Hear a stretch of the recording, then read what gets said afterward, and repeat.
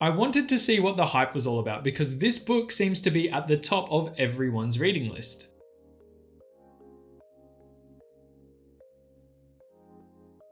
Welcome back to my channel. My name is Reese, and in today's video, I'm going to be talking about a very specific topic, which is covered by the incredibly popular book, Atomic Habits, written by James Clear. The concept of this topic is that improving by as little as 1% per day can make a difference in building healthy habits and overall improving your life. I really wanted to cover this topic in a video because this year for me has been all about self-improvement. I've set a large number of goals and challenges for me to work towards, which have required building habits in different ways and at different paces. I am essentially a case study for this topic, and I'm really excited to be talking about it because I've basically been putting this concept into practice over the past 12 months, and I had been doing that before I even read about it in this book. I have left a link to the book down in the description below, so if you don't own your own copy and wanted to pick one up for yourself, you can find it down there. And as we jump into today's video, if I could ask you to hit that like and subscribe button, it really does help the channel grow, and I really do appreciate the support, so thank you for taking the time out of your day to do that for me. So the rule implies that while it's easy to notice the value in a defining moment in life, we don't often notice the small steps that we take towards improving at something. Weight loss is a really good example here. Let's say you lost 20 kilos over a 12-month period, which is not an easy thing to achieve. So imagine someone looking at you from the outside. The defining moment would be when they could compare a before and after picture and clearly see the difference. However, you would be the only person to have the full appreciation for the amount of hard work that went into achieving that goal. And that would be all of the small steps that you had taken over that 12-month period to progress towards this weight loss goal. I'm talking about showing up to the gym consistently day after day, reducing your calorie intake, and being disciplined enough over that 12-month period to watch what you're eating and build good habits around healthier eating. Each one of these inputs makes up a very small portion of your overall progress, but when combined together,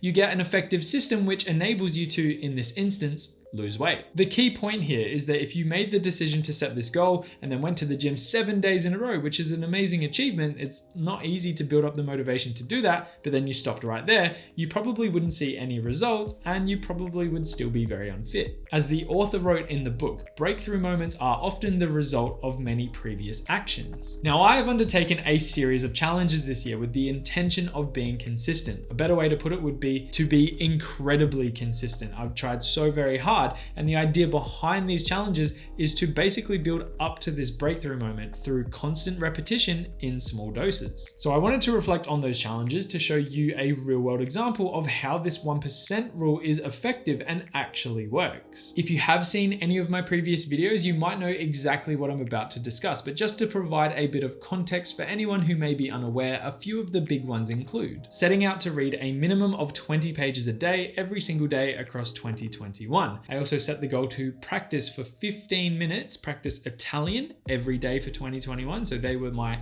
everyday goals. I am currently training for an Olympic length triathlon, which has me running 3 days a week, swimming 2 days a week, and at least one ride per week if I can squeeze it in, which I've been pretty good with, and I'll talk a bit more about it in a moment. And my biggest and most ambitious goal was to upload 2 videos every single week to my YouTube channel for a minimum of 3 years. And I'm actually coming to the back end of my second year, which is pretty exciting. Now, I would say this is a pretty diverse spread of goals, which all vary in difficulty, skill set, and time commitments. So let's address my progress against each one of them from easiest to most complex. Reading 20 pages per day is by far the easiest goal that I set. I can practically do it at any point throughout my day, and I've been consistent up into today at the time of recording this video, and at my current pace, I have been finishing around about 3 books per month, which has my now book count over 30 for the year, which is pretty impressive. Reading each day was the small step that goes unnoticed. The breakthrough and defining moments were being able to create content for my YouTube channel based on what I was learning from the books I was reading, being able to relive part of my childhood by revisiting old books that I read when I was younger, and most importantly, I've learned a lot from reading these books, which have fed directly into my mindset and approach to bigger and more challenging goals that I've set out to achieve. Moving on from reading, learning Italian's up next because I think that definitely would be next in terms of difficulty out of the challenges I'm discussing in this video. Doing this on a daily basis has seen my Italian vocabulary increase by over 1,000 words, and I can now understand conversations that are taking place by people who can speak the language fluently. I can listen to music and watch TV shows and understand what the characters or the artists are saying without having to worry about Googling too many of the words to try and translate it. And most importantly, I have been doing it every single day and progressing at a pace that I'm very comfortable with. The actual learning aspect of it does not feel overwhelming because it's basically been a journey every single day where I've just chipped away, and now I'm at a point where I'm actually able to use it somewhat. I'm still not fluent. That's going to be the breakthrough moment. The breakthrough moment will be when I achieve the goal of being able to have a conversation with someone and understand almost every word that they say and reply in a way that doesn't make me sound silly, because pronunciation of these words is quite difficult sometimes. It's not the hardest language in the world to learn, but it's definitely still difficult. It's a completely different language. But the point being that that will be my breakthrough moment. Every single day leading up to that is the small unnoticed steps. It's the 1% every single day. Training for my triathlon is next up on my list. This has by far been the most physically taxing. To counter that, it has also given me a lot of breakthrough moments. This goal is excellent when using the rule that I'm discussing in today's video. Improving by 1% is a measurable metric when doing these types of exercises. How fast or how far I'm running, riding, or swimming can be measured. So I can set goals for myself, little goals, which have breakthrough moments as I cross difficult barriers, or I might achieve the complete distance that I need to ride, run, or swim. These are breakthrough moments which come much quicker because I'm able to measure the output of that 1% improvement every single time I do these activities. I'm gonna keep the progress recap simple, but I'm still gonna make my point here because I'm gonna make a video talking about my triathlon in the future, like a proper in-depth video talking about it. It's for another day. The point being here is that when I started training on July 1st, I could not run more than 3 kilometers without needing to stop, start throughout the entire thing.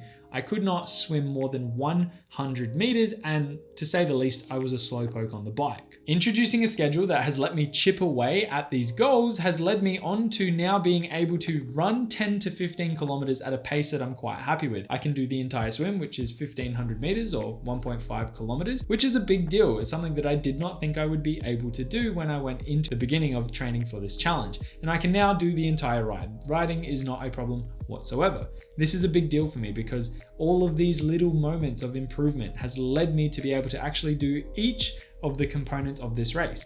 The overall breakthrough moment for this activity will be completing the race come March 2022. We'll see if I actually get there. I'll definitely be making a video and talking about it as well. Getting to this point right now where I'm at in my training, I am pretty happy and I'm looking forward to this race. I was definitely not looking forward to it when I first started training. And if this doesn't show how this 1% rule can be applied, because look, running 3 times a week might sound daunting, but I started at running 3Ks a week and I went to 9Ks a week. So 3 kilometer runs, and I started upping them. And I got to the point now where I can do 10 to 15Ks per run comfortably. I would call that improvement. And that is slow progression improvement based on this 1% rule. And finally, uploading to YouTube 2 times a week. Staying consistent to this schedule is a nightmare. Things always try to get in the way, and actually putting these videos together do take up a fair amount of my time. Considering I work a full-time job and pretty involved with my friends and family and still have other hobbies and goals that I'm trying to achieve, this has by far been the most challenging out of the goals that I've set to achieve. The way I stay consistent to this upload schedule is by applying this rule again. I have improved by 1% every single time I make a video, whether it be the way I film, the way I write the script, the way I edit it. I have just improved the process overall to the point now where it's more manageable. I allocate a bit of time after work each day to just work and chip away towards whatever's coming next, whether it be scripting, filming, editing, creating thumbnails, putting the descriptions together, whatever it may be. Over time, that has improved consistently to the point now where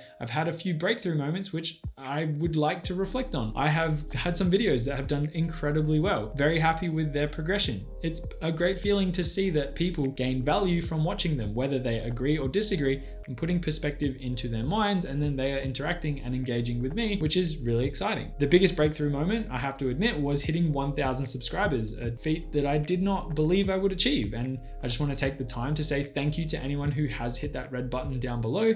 Thank you to anyone who has given me their attention, including yourself right now. If you're watching this, I really want to say thank you so much for watching the videos. It really does mean a lot. And everything that I've just covered basically feeds into the topic of today's video, that the 1% rule can be applied to many different challenges and styles of goals, regardless of if it's physical, if it's mental, if it's something that just needs to be repeated, something that needs to build consistency into a habit, whatever it is. This rule is really good because it does two main things. It holds you accountable to actually progress and follow these goals all the way through. And B, it makes sure that you are improving slowly. That's the whole point of it, is that you get better at whatever it is you're doing, which means you might get faster if you're running, or you might read faster, so you therefore read more, or you might improve your process so you don't spend 40 hours a week creating a video, which is somewhere in the realm of where it started taking me when I started, to the point now where I can make a video in about 4 hours, enjoy the time while I'm doing it, and the outcome is have a video ready to go come Wednesday or Sunday based on my upload schedule. Now, there are two very important things to note in regard to this rule before I wrap up today's video. The first being that this rule actually works in the opposite direction as well. If you do something detrimental consistently, each time you do it, it will layer. Let's go back to the example of weight loss that I started with at the beginning of this video, where if you ate poorly for long enough, you would absolutely see the negative impacts that it would have on your health and your self-esteem potentially, which would be the breakthrough moment in that opposite direction. The other important thing to note is that achieving a goal is only a momentary change. Let's use the weight loss example again. If you set out to go to the gym 5 days in a row, but haven't put a plan or schedule in place to hold yourself accountable to, the chances of you reverting to your old ways once you've achieved that goal